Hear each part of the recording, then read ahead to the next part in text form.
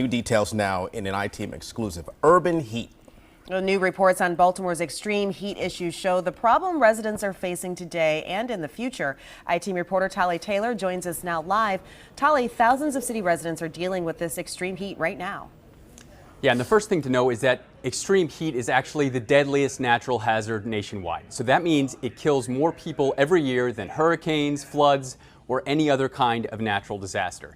And a new report from Climate Central, a nonprofit research group, finds that Baltimore City's landscape makes that summer heat even more intense. Here's what Climate Central's Jen Brady on how they studied Baltimore. And we look at what is the building density, what is the building height, what is the amount of pavement, what is the population density, what is the green space. And some of the results are seen here in this map. 127,000 Baltimore residents live in parts of the city where the temperature hits 9 degrees hotter than what the forecast says. So if the expected high for a given day is 95 degrees, it'll actually feel like 104 degrees. And Brady says this is called an urban heat island effect. So the combination of concrete, pavement, and steel captures the summer heat and raises the temperature significantly higher than the predicted high temperature. Brady says people who live in those areas need to be careful.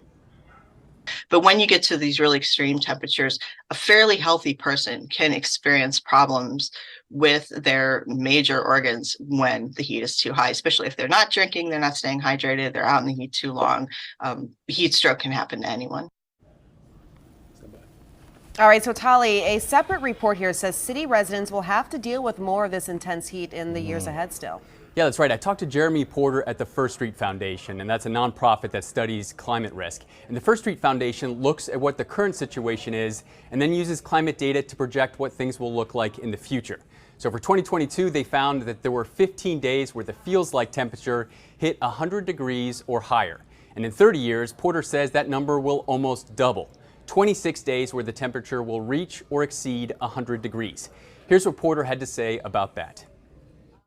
It's been in the area historically, and it's only going to get worse as we move into the future. There are a lot of different implications associated with that, like having to cancel outdoor recreational or leisure activities.